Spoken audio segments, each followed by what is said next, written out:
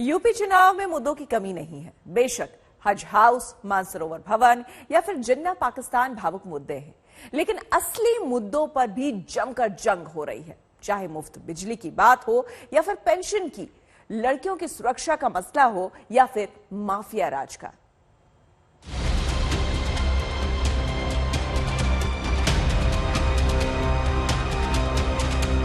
फर्क साफ है। समाजवादी पार्टी की सरकार बनी, उस समय के मुख्यमंत्री और वहां के उस समय के मंत्रीगण पहले अपना बंगला बनाते थे। हमारी सरकार बनी, हमने 43 लाख गरीबों को एक एक आवास उपलब्ध कराया।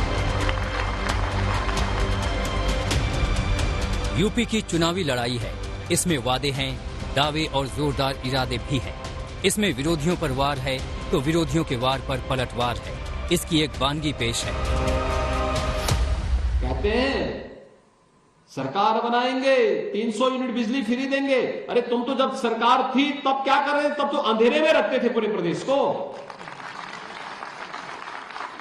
जब समाजवादी पार्टी की सरकार थी क्या बिजली मिलती थी? तो आज कैसे कहते हैं वे, क्योंकि फिर हम कैसे कहते हैं कि सरकार आएगी 300 यूनिट बिजली फ्री दे देंगे, जब बिजली नहीं देंगे तो फ्री कहां से? मुख्यमंत्री जी पिछले 4.5 साल में बिजली के कारखाने का नाम नहीं रट पाए, और अगर नाम रटा होता उन्होंने तो शायद बिजली के कारखाने का नाम वो बताते।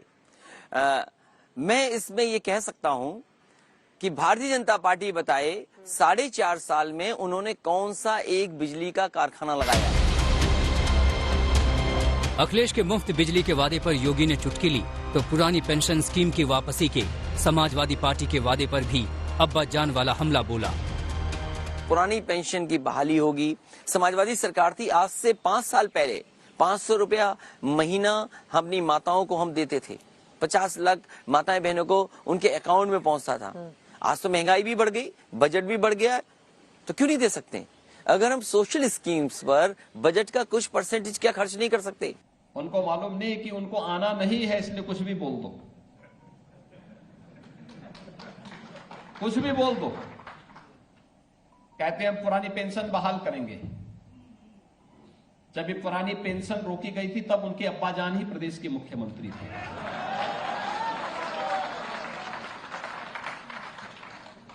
और उसके बाद 4 वर्षों तक प्रदेश के मुख्यमंत्री रहे।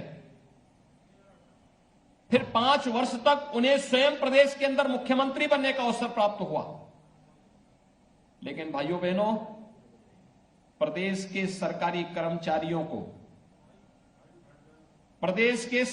कर्मचारियों के बारे में उनके पास कोई सोच नहीं थी। न्यू पेंशन स्कीम में कर्मचारियों के अकाउंट भी नहीं उन्होंने खोले थे। लेकिन बीजेपी यूपी में असली मुद्दा तो लड़कियों की सुरक्षा का बना रही है। अपर्णा यादव, अदिति सिंह, प्रियंका मौर्य को उतारकर बीजेपी ये दिखाने की कोशिश कर रही है कि असल मुद्दा यही है। लेकिन विरोधी इससे सहमत नहीं कि यूपी के हालात बेहतर हुए हैं।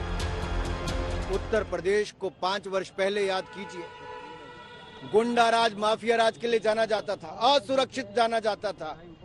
आज उत्तर प्रदेश की बहू और बेटी अपने आप को सुरक्षित महसूस करती है उत्तर प्रदेश में, तो भारतीय जनता पार्टी की सरकार के कारण। माँ बहनों के साथ जो अन्याय अत्याचार है वो रात को छोड़े दिन में नहीं निकल सकती। गृह मंत्री जी कहते हैं कि सोना पहन के निकल जाए, यहाँ तो बहन बेटियां रात के दिन के उजाले में नहीं चल सकती। तो ये जो अन्याय हुआ है उत्तर प्रदेश में, इसका हिसाब जनता जरूर लेगी। चुनाव योगी सरकार लड़कियों की सुरक्षा का मुद्दा लेकर चुनाव मैदान में है तो अपराधियों की सफाई का सेहरा भी बांध रही है, जिस दावे पर अखिलेश को सख्त ऐतराज है। समाजवादी पार्टी को जब 2012 में सत्ता मिली तो समाजवादी पार्टी ने पहला निर्णय लिया था श्री राम जन्मभूमि पर आतंकी हमला करने वाले आतंकवादियों के मुकदमों को वापस लेने का। फर्क साफ है। उनको सत्ता मिली, उन्होंने आतंकवादियों के मुकदमों को वापस लिया। पेशेवर माफिया और अपराधियों को सत्ता का संरक्षण दिया। और फिर जो दंगों का सिलसिला शुरू हुआ प्रदेश के अंदर, वो थमने का नाम ही नहीं ले रहा था। वो तब थमा जब ये आहट हो गई कि क्या बीजेपी आने वाली है। उत्तर प्रदेश में जिस तरीके से खुलेआम मर्डर हुए, पूरे देश ने देखा कि गृह राज्य मंत्री के बेटे ने किसानों को गाड़ी से कुचल दिया। वो गोरखपुर की हत्या कौन भूल सकेगा? वो हाथरस की बेटी के साथ जो अन्याय वो कौन भूलेगा? ये भारतीय जनता पार्टी के पास जवाब नहीं है, इसलिए जानबूझ करके बहस को इस तरीके से उलझाना चाहते हैं। अगर कोई तमंचेबाज है, अगर कोई अपराधियों को संरक्षण देता है, तो गोरखपुर से ज्यादा संरक्षण अपराधियों को कहीं नहीं मिला।